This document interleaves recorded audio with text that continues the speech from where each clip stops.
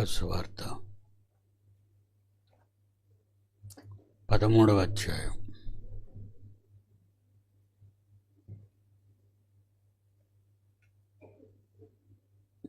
23వ వచనంలో ఆయన శిష్యులలో ఒక ఆయన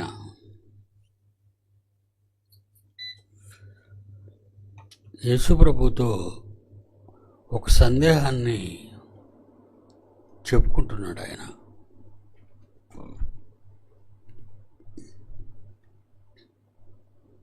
ఏట సందేశాన్ని మనం ఆలోచిస్తే ఏంటి ఆయన డౌటు కనుక 23వ వచనంలో ఆయన సందేహాన్ని ఒకడు ప్రభువా రక్షణ పొందువారు కొద్దిమందేనా పరలోకానికి వెళ్ళటానికి రక్షణ పొందిన వారు కొద్దిమందేనా? అప్పుడు యేసుక్రీస్తు వారు అన్నారు, ఇరుకు ద్వారమున ప్రవేశింప పోరాడుడి, అనేకులు ప్రవేశింప జూతురు, కానీ వారి వలన కాదని మీతో చెప్పుచున్నాను. వారి వలన కాదని మీతో చెబుతున్నాను. రక్షణ పొందువారు కొద్దిమందేనా? దానికి ఆయన సమాధానం, అనేకులు ప్రవేశింప జూతురు. అంటే వెళ్ళాలి అని అనుకుంటారు. అనేకులు ప్రవేశింప జూతురు, వారి వలన కాదు. వెళ్ళాలి అనుకుంటారు, పాపం వారు వెళ్ళరు, రారు, లోపలికి పరలోకానికి రారు. మరి ఇన్ని కోట్ల మంది ప్రపంచంలో ఉన్నప్పుడు సుమారు 800 కోట్లు మానవజాతి, 840 కోట్లు ఖచ్చితంగా చెప్పాలంటే, ఈ 840 కోట్లలో కొందరు ప్రవేశింప జూతురు. అందరూ ప్రవేశింప జూతురు అనలేదు, అనేకులు ప్రవేశింప జూతురు. అనేకులు ప్రవేశిస్తారు అని కూడా అనలేదు, ప్రవేశింప జూతురు. వెళ్ళాలి అని అనుకుంటారు, అనుకున్నంత వరకే తప్ప అనుకున్న మరుక్షణం మర్చిపోతారన్నీ. అనుకున్న మరుక్షణం అన్నీ మర్చిపోతారు. మనం సొంత పనులు ఏవైనా చేసుకోవాలి అని నిర్ణయాలు తీసుకుంటే మర్చిపోకుండా వ్రాసుకొని ఎప్పుడు ఎలా దాని కొరకు సిద్ధపడే విధానం మనందరిలో ఉంటుంది, మనుషులందరిలో ఉంటుంది. ఓకే, మరి దేవుని పని, దేవుని కొరకు నువ్వు పరలోకానికి వెళ్ళాలనుకునే పని నువ్వు రాసుకోవు, వింటున్నట్టుగా ఉంటావు, వినవు, పాటించవు.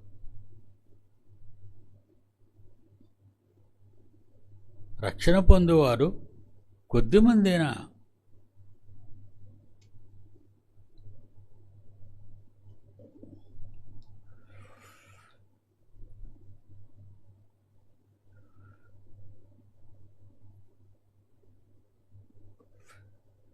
ఏడో అధ్యాయం మత్తయి సువార్త 13-14. మత్తయి సువార్త 7వ అధ్యాయం 13-14 వచనాలు. ఇరుకు ద్వారమున ప్రవేశించాలి మీరు. పరలోకానికి వెళ్ళే మార్గం చాలా కష్టమైంది.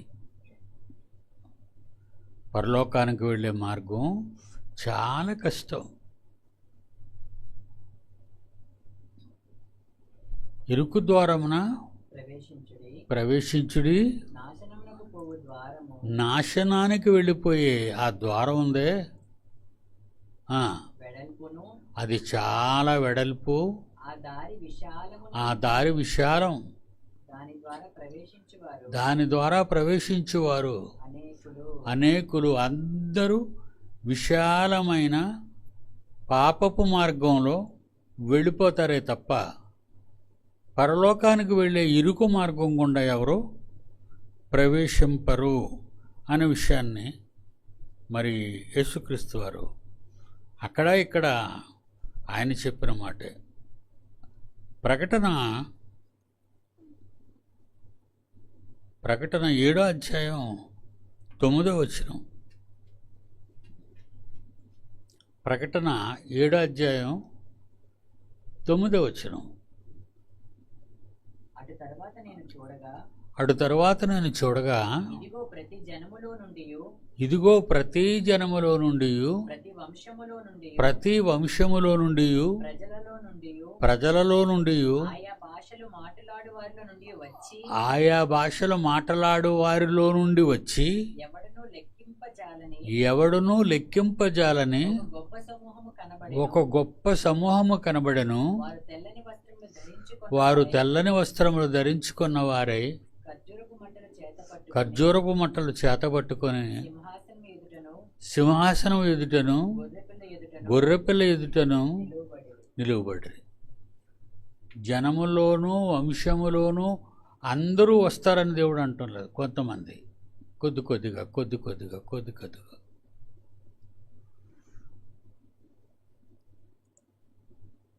అది యేసుక్రీస్తు కాలానికి. క్రీస్తు శకం ప్రారంభంలో యేసుప్రభు అన్న మాట. అప్పటికి ప్రపంచ జనాభాలో యేసుక్రీస్తు కాలానికి అనగా 2025 సంవత్సరాల క్రితం, నేటికి 2025 సంవత్సరాల క్రితం యేసుప్రభు అన్న మాటలు కొందరే ప్రవేశిస్తారు, ఎక్కువ మంది పోరు. వీళ్ళంతా నరకానికి వెళ్ళిపోతారు. ఎక్కువ మంది ఎక్కడికి వెళ్ళిపోతారని ఇందాక చదువుకున్నాం. ఇరుకు ద్వారాన ప్రవేశించండి. నాశనానికి పోయే ద్వారం వెడల్పు ఉంటుంది. ఓ విశాలమైన దారిది. దాని ద్వారా ప్రవేశించువారు అనేకులు వెళ్ళిపోతారు నరకానికి. జీవానికి వెళ్ళే మార్గం, పరలోకానికి వెళ్ళే మార్గం ఇరుకు. ఆ దారి చాలా క్లిష్టంగా ఉంటుంది వెళ్ళడానికి. దాన్ని కనుగొనేవారు, దాన్ని కూడా వెళ్ళేవారు కొందరు.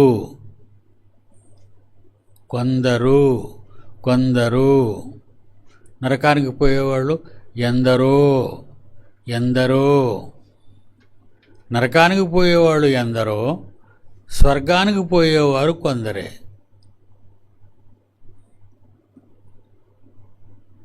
దేవుని పిల్లలారా, దేవుని దగ్గరికి వెళ్ళటం అనేది చాలా క్లిష్టమైనది.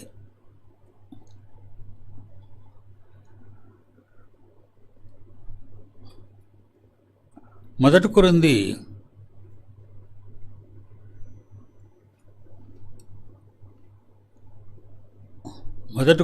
9వ అధ్యాయం 25. కొరింథీయులకు రాసిన మొదటి పత్రిక 9వ అధ్యాయం 25వ వచనం. పందెమందు పోరాడు ప్రతివాడు అన్ని విషయాలలో మితముగా. నైస్ ప్రాక్టీస్, ఎక్సర్సైజ్, ఇవన్నీ పరుగెత్తే కాలానికి సిద్ధపడడానికి ముందుగా వాళ్ళు చేస్తున్న కష్టం, తీసుకుంటున్న కష్టం, చేస్తున్న ఎక్సర్సైజ్. అలా ప్రిపేర్ అయితేనే తప్ప పరలోకానికి లేక పరుగు పందెంలో బహుమానం పొందలేడు.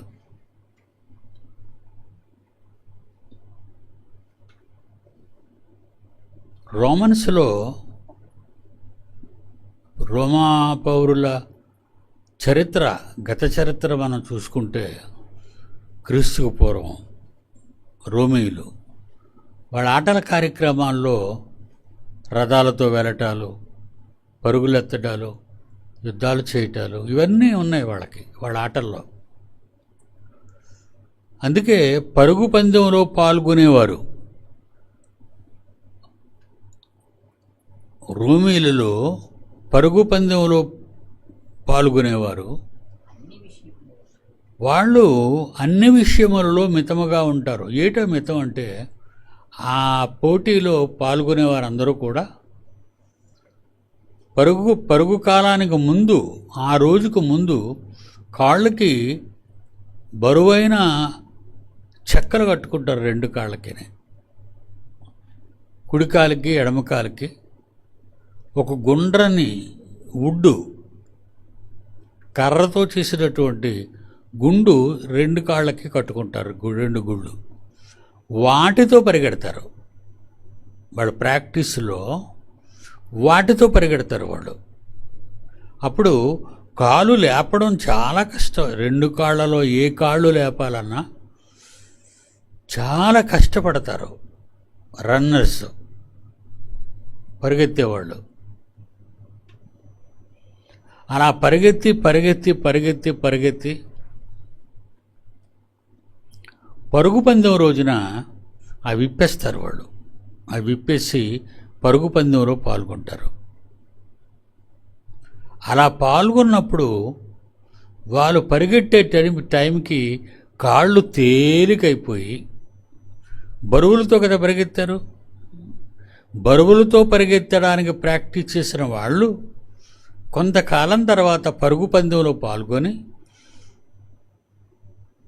ఆ చెక్కదెమ్మలు విప్పేసి 2 కాళ్ళకినే ఖాళీ కాళ్ళతో పరిగెడతారు. అప్పుడు చాలా వేగంగా వెళతారు. ఎందుకంటే ప్రాక్టీస్ వాళ్ళది.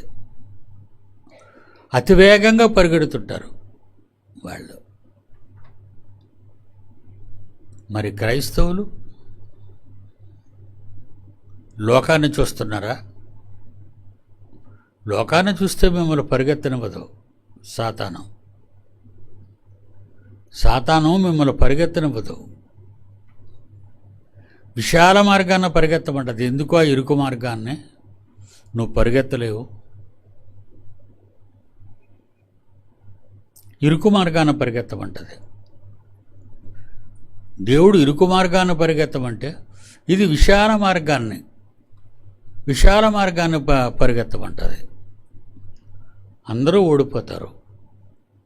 ఎవరైతే బాగా ప్రాక్టీస్ చేస్తారో వాళ్ళే బహుమాన పాత్రులు అవుతారు. పరలోకానికి ఈ రోజున్న వాళ్ళు 840 కోట్ల మంది ప్రపంచ జనాభా. 840 కోట్లు ప్రపంచ జనాభా ఇప్పటికే.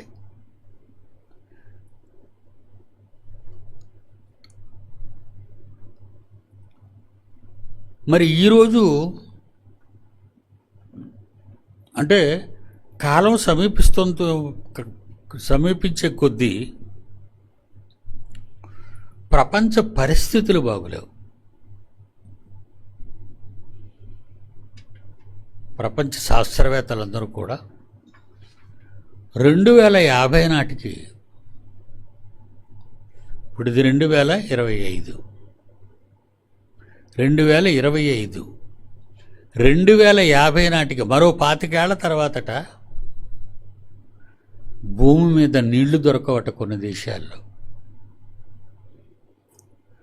భూమి మీద, ప్రపంచంలో కొన్ని దేశాలలో ఒక నీటి చుక్క కూడా దొరకదట. అలా అయిపోద్దట భూమి.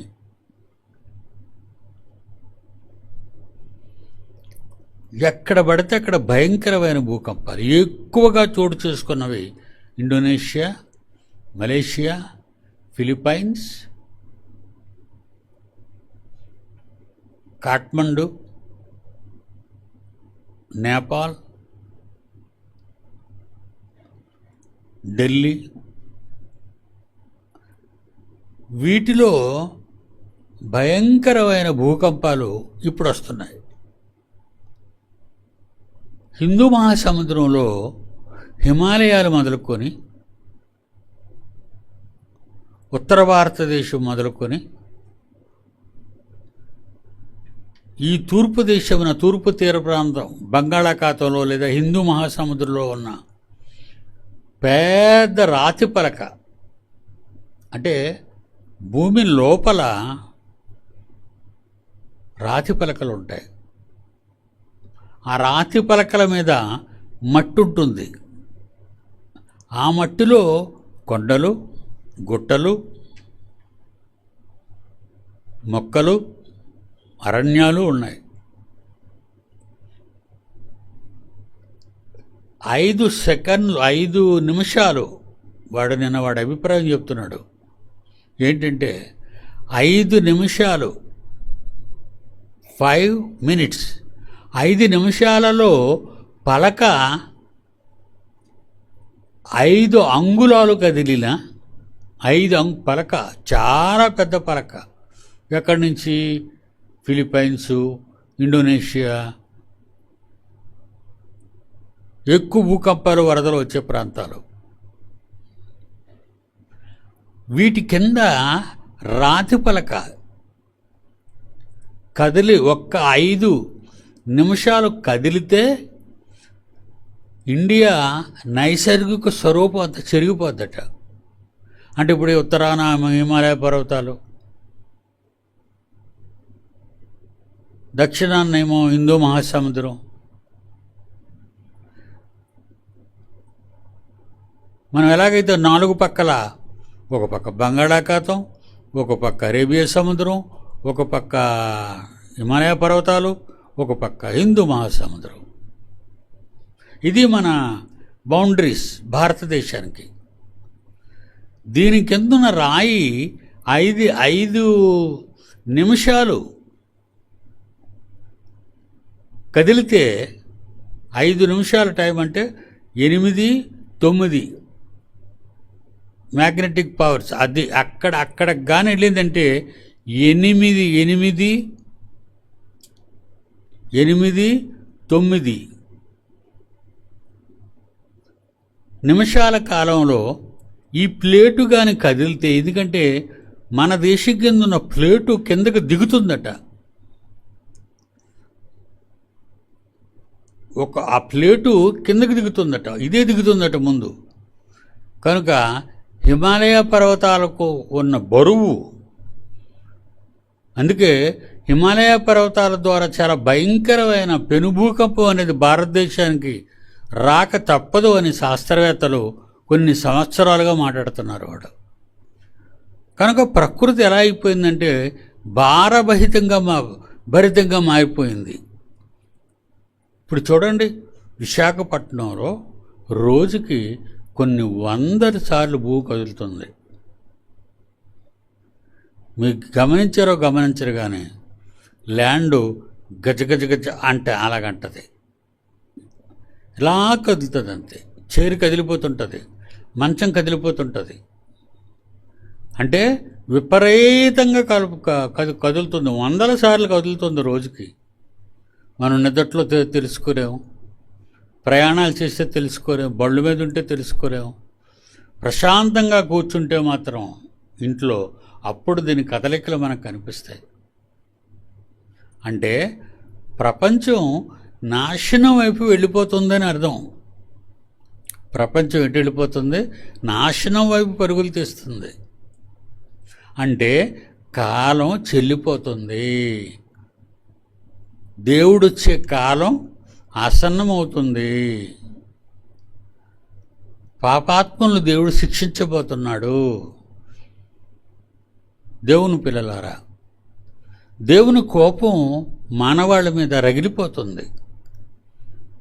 దానికి ప్రకృతి ఊరుకోదు. ఎందుకంటే ప్రకృతిని దేవుడు మన సేవ కొరకు చేశాడు.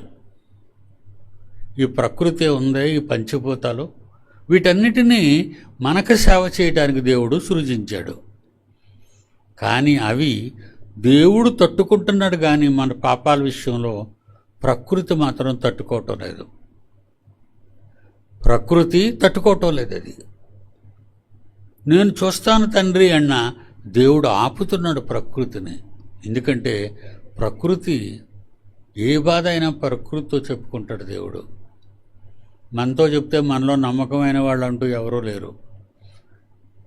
తన కష్టాలు ఒక యజమాని తన ఇంటి కష్టాలు నమ్మకమైన పని వాళ్ళతో చెప్తాడు, సొంతోళ్ళతో చెప్పడు. ఆయన నమ్మకమైన పని వాళ్ళతో చెప్పుకుంటాడు. చూడరా ఇలా చేస్తున్నారు, నా పిల్లలు ఎలా చేస్తున్నారో చూసావా. దేవుడు కూడా ఎవరితో చెప్పుకుంటాడు? ఆకాశమా ఆలకించుము, ఆలకించు, భూమి చెవియొగ్గు. భూమి చెవియొగ్గు. నేను పిల్లలను కంటిని. యెషయా గ్రంథం మొదటి అధ్యాయం మొదటి అధ్యాయం 2వ వచనం. 2వ వచనం. యెషయా గ్రంథం మొదటి అధ్యాయం మొదటి అధ్యాయం 2వ వచనం. 2వ వచనం. యెహోవా మాట్లాడుచున్నాడు, యెహోవా మాటలాడుచున్నాడు. ఆకాశమా ఆలకించుము, దేవుడు మాట్లాడుతున్నాడు. ఆకాశమా నువ్వైనా ఆలకించు, భూమి చెవియొగ్గు. భూమి నువ్వు నా మాట వినాలి. నేను పిల్లలను పెంచాను, గొప్పవారినిగా చేసి, గొప్పవారినిగా ఈ ప్రకృతిలో మీ సేవలు అందించమని పెట్టాను. వారు నా మీద తిరుగుబడి ఉన్నారు. ఎద్దు తన కామందు నెరుగును, ఎద్దు అయితే తన కామందును తెలుసుకుంటుంది. గాడిద తన సొంతవాని దొడ్డిని కూడా తెలుసుకుని వెళ్ళిపోద్ది. ఇశ్రాయేలీయులకు తెలివి లేదు, కానీ నా పిల్లలకు తెలివి లేదు, నా జనులు యోచింపరు. చూసారు ఎలాగైపోయారు? ఎవరితో చెప్పుకుంటున్నాడు? పనివాళ్లతో చెప్పుకుంటున్నాడు, ప్రకృతితో చెప్పుకుంటున్నాడు దేవుడు. అంత దయానీయమైన స్థితి. అందుకే ఆయన అడుగుతాడు. లోకా సువార్త 18వ అధ్యాయం, లోకా సువార్త 18వ అధ్యాయం 7వ వచనం చూడండి. 7వ వచనం 8వ వచనం. దేవుడు తాను ఏర్పరచుకున్న వారు మనుష్య కుమారుడు వచ్చిన విశ్వాసం కనుగొనను. అది 8వ వచనం. లోకా సువార్త 18వ అధ్యాయం 8వ వచనం చూడండి. ఆయనను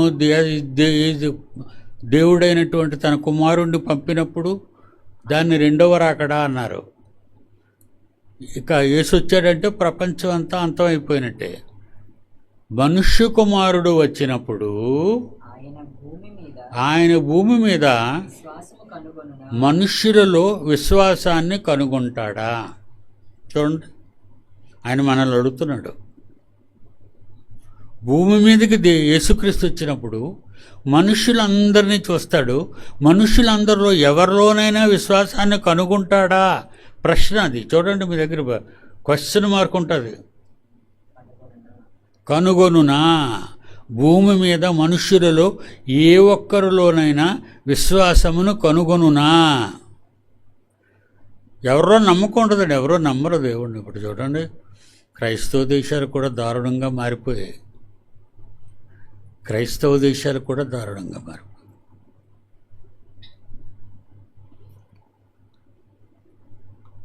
మరి మనం మారదామా? మారకుండా ఇలాగే ఉండిపోదామా? ఎన్నిసార్లు చెప్పినా, మనకెన్నిసార్లు దేవుడు చెప్పినా ఇక్కడ మనం మారకుండా ఉందామా? ఉండి నాశనానికి పోదామా విశాల మార్గాన్ని? లేదా ఇరుకు ద్వారాన్ని? ఎందుకంటే కష్టాలండి. భక్తిగా బ్రతకాలంటే, దేవుడిని నమ్మి యథార్థంగా బ్రతకాలంటే అన్నీ కష్టాలే కదండి. యేసుకో అనుభవించాడు చెప్పండి. యేసు మళ్ళా తిరిగి దేవుడి దగ్గరికి వెళ్ళాలి, పరలోకానికి. ఇదిగో నేను తండ్రి దగ్గరికి వెళ్ళిపోతాను అన్నాడు వెళ్లే ముందు అపోస్తలులతో. భూమి మీదకి వచ్చిన తర్వాత ఆయన ఎన్ని కష్టాలు పడ్డాడు. చివరి కష్టం, తన రక్తం అంతా సిలువలో మానవాడి కొరకు కార్చాడు. తండ్రి, నా ఆత్మను అప్పగిస్తున్నాను, నన్ను తీసుకో తండ్రి అని ఆయన రిక్వెస్ట్ చేసుకున్నాడు. తండ్రి యేసుక్రీస్తుని తీసుకున్నాడు, తన కొడుకుని. ఎన్ని కష్టాలు అనుభవించాడు 33 ఏళ్ళు. ఎన్ని కష్టాలు అనుభవించాడండి యేసుక్రీస్తు. ప్రాణం పోగొట్టుకున్నాడు మన కోసం. మనం ఎన్ని కష్టాలు భరిస్తున్నామండి మన జీవిత కాలంలో. ఆయన ఉన్నదే తక్కువ కాలం, 33 ఏళ్ళు. మంచి వయసులో ఆయన మరణించాడు, యవ్వన కాలంలో. మరి ముసలైపోయినా మన మనస్సు మారదు. ఏమండి, ముసలివాళ్ళం అయిపోయినా మనం మారం, దేవుణ్ణి పట్టించుకోం. భూకంపం వస్తుందంటే భయం, నదులు పొంగిపోయాయి అంటే భయం, సముద్రం సునామీ వస్తుంది ఈ దేశాల మీద కంటే భయం. ఇన్నిటికి భయపడుతున్న, ప్రకృతికి భయపడుతున్న మనం దేవునికి ఎందుకరా భయపడటం లేదు? మీరు ఆలోచించండి ఒకసారి. ఆయన ఏటి మిమ్మల్ని బలవంతం చేశాడు? తన గురించి ఆలోచించమన్నాడు, తన గురించి పని చేయమన్నాడు, తన గురించి పాడమన్నాడు, తన గురించి తనకు ప్రార్థన చేయమన్నాడు, ఆయన పని చేయమన్నాడు. ఇవి నేర్చుకోలేదా మనం? చిన్ననాటి నుండి క్రైస్తవులు అనిపించుకున్నాం. ఇవేవి తండ్రి పట్ల మనం నెరవేర్చకుండా చచ్చిపోయే ముందు దేవుడి దగ్గరికి వెళ్ళిపోతావని మూఢనమ్మకం కదా అది? పరీక్షలు రాయకుండా నువ్వు పాస్ అవ్వే లోక విద్య, కష్టపడకుండా సుఖపడవే లోక పరిస్థితి. ఇవన్నీ ఎరిగిన నీవు ఏం చేశావని పరలోకానికి దేవుడు నిన్ను తీసుకువెళ్ళాలి, యేసుక్రీస్తుని పంపించి భూమి మీదకి. మనకిది న్యాయమా చెప్పండి? మీరే దేవుని పిల్లలు, మనం అంతా దేవుని పిల్లలు. మనకిది న్యాయమా?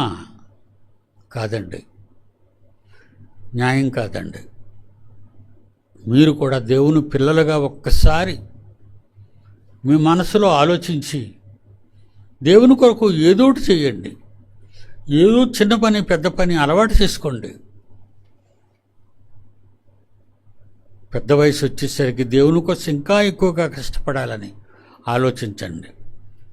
మీరు కష్టపడి సంపాదించి కూడబెట్టిన డబ్బంతా పిల్లల మీద పెట్టుబడి పెట్టి చదివిస్తే మిమ్మల్ని ఇంట్లో కూడా ఉంచరు మీ పిల్లలు. మీరు కన్న పిల్లలు వృద్ధాశ్రమాల్లో పడేస్తారు తీసుకెళ్ళి. నీకెవరు చేసుకొని ఉంటారు? నువ్వు మంచం మీదే అన్నీ చేస్తుంటే, యూరిన్ కానీ మోషన్ కానీ, తినటం కానీ, నిద్రపోవటం కానీ అన్నీ నువ్వు మంచం మీద చేస్తుంటే పిల్లలు ఎలా కష్టపడతారు చెప్పండి. అందుకే ఒరే ఇక్కడ మంచి వృద్ధాశ్రమం ఏమైనా ఉందిగా చూడు, అమ్మని నాన్న అందులో పడద్దాం అంటారు. చివరికి స్వదేశంలో ఉండలేక విదేశాలకు వెళ్ళిపోయి, మరి మేము ఇక్కడ ఎలాగా ఉండడం లేదు కదా డాడీ, మేము వెళ్ళి అక్కడి నుంచి డబ్బు పంపుదాం, మీరు ఆశ్రమంలో ఉండండి, వాళ్ళు అన్నీ చూసుకుంటారు, పర్వాలేదు. ఎవరు చూసుకుంటారంటే? పిల్లలు చూసుకున్నంతగా వాళ్ళు చూసుకుంటారా? పిల్లలే చూసుకోలేనప్పుడు వాళ్ళు ఎందుకు చూడాలి నిన్ను? ఇదేనా మీరు పెంచుకున్న ప్రేమ ఈ లోకంలో? ఇదేనా దేవుణ్ణి విడిచిపెట్టి మిమ్మల్ని మీరు నమ్ముకుంటున్నారు? వద్దండి. నీ దేవుడు అన్న మాట ఏంటో తెలుసా? నీకు ముసలితనం వచ్చే వరకు నిన్ను ఎత్తుకుంటాను అన్నాడు. ఎంత మంచి దేవుడు అండి. ముసలితనం వచ్చినంత వరకు నేను ఎత్తుకుంటాను అన్నాడు. దేవుని పిల్లలారా, ఇంత మంచి తండ్రిని మనం వదులుకొని, ఇంత మంచి తండ్రిని పక్కన పడేసి, బాధ్యత లేకుండా, పట్టించుకోకుండా, ఏదో ఆదివారానికి ఒకసారి గుడికి వెళ్ళి కనబడి 4 మాటలు విని ఇంటికి వచ్చేద్దాం అనుకుంటున్నారా? ఏ పని చేశారు? మీరు వచ్చారు, విన్నారు, వెళ్ళారంతే. మీరు వచ్చి ఇక్కడ ఏ పని చేయటం లేదు. వచ్చారు, వింటారు, వెళ్ళిపోతారు. మరలా వచ్చేవారు, మళ్ళా ఆదివారం, అది సెలవు అయితే, నువ్వు పనిచేస్తున్న ఆ కంపెనీలు నీకు ఆదివారం సెలవు ఇస్తే అప్పుడు నువ్వేదో దయదలిచి వస్తావు దేవుని సన్నిధికి. అది దయే, మీ దయ. దేవుని మీద మీకున్న దయ అది. కనికరించి అయ్యో పాపం దేవుడు అనుకుని మీరు వస్తారు. ఏమంటే దేవునికి తెలియదా? మీ మనస్సాక్షి మీ మనసులోకి వెళ్ళి మీ మనసును తెలుసుకోలేడు ఆయన? వద్దండి, మనసు మార్చుకోండి, ఇంకేం కాదు. కష్టం కాదు ఇది పెద్ద ఆపరేషన్ ఏం కాదు.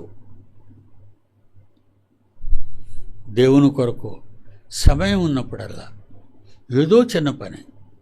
చూసారా పిల్లలందరూ వస్త్రాల పంపిణీ, భోజనాలు పంపిణీ, ఆశ్రమాలకు వెళ్ళి అర్ధరాత్రి పూట చలిలో పడుకుంటే ఫుట్పాత్ల మీద వాళ్ళందరికీ రగ్గులు కప్పి బట్టలు కప్పి వస్తున్నాడు. పిల్లలు, నా పిల్లలు, భారతదేశం అంతా నా పిల్లలంతా అదే పని చేస్తారు. నా బర్త్డేకి ఎవరు ఏవి బహుమతులు ఇవ్వకండి, నేను చెరసాల్లో ఉంటే నన్ను చూడవచ్చితిరా అన్నాడు యేసుప్రభు.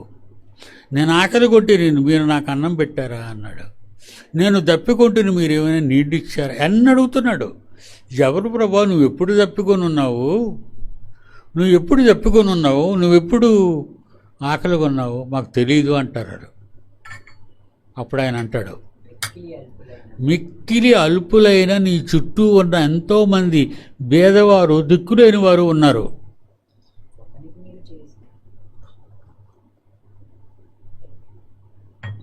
వాళ్ళలో ఒక్కరికి చేస్తే నాకు చేసినట్టు అన్నాడు. వాళ్ళలో ఒక్కరికి మీరు చేస్తే నాకు చేసినట్టే. అందుకే నా పిల్లలన్నీ చూశారు కదా, పాటల్లో అవన్నీ చూపిస్తాను. వాళ్ళందరూ దాన ధర్మ కార్యక్రమాలు. చివరిగా ఒక మాట చెప్తాను. రోమా ప్రభుత్వంలో ప్రభుత్వ ఉద్యోగిగా సెక్యూరిటీ అంటే పోలీస్ అధికారి ఆయన పేరు కొర్నేలి. రోమీయుడు ఆయన రోమీయుడు. దేవదూత ప్రత్యక్షమయ్య కొర్నేలి అని దేవుణ్ణి నమ్ముకున్నాడు, కానీ బహిర్గతంగా నమ్ముకోలేదు. నీ ధర్మకార్యాలు, నీ ప్రార్థనలు దేవుని సన్నిధికి జ్ఞాపకార్థముగా చేరి ఉన్నవి. 10వ అధ్యాయం చివరిగా 10వ అధ్యాయం అపోస్తల కార్యాలు 4వ వచనం. అపోస్తల కార్యాలు 10వ అధ్యాయం 4వ వచనం. అందుకు దూత నీ ప్రార్థనలు, నీ ధర్మకార్యాలు దేవుని సన్నిధికి జ్ఞాపకార్థముగా వచ్చేసాయి, దేవుని దగ్గరికి వచ్చేసాయి. మనం ఏం చేసామని దేవుని దగ్గరికి వెళ్తాయి? మనం ఏమైనా ధర్మకార్యాలు పుణ్యకార్యాలు చేసామా? ఏమీ చేయలేని నీవు నీకున్న కార్యాలు దేవుని కొరకు ఏం చేసామని దేవుడి దగ్గరికి వెళ్తాయి. అవి దేవుడి దగ్గరికి వెళ్ళాలంటే దేవునికి చెయ్యాలి. మీరు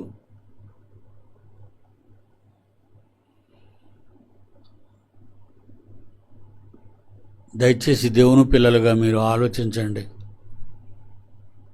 ఏదైనా ప్రారంభంలో మీరు చేయకపోయినా కొద్ది కొద్దిగానైనా దేవుని కొరకు ధర్మకార్యాలు చేయండి, దేవుని కొరకు బ్రతకండి. దేవుని దగ్గరికి నీ కుటుంబం అంతటిని తీసుకురండి.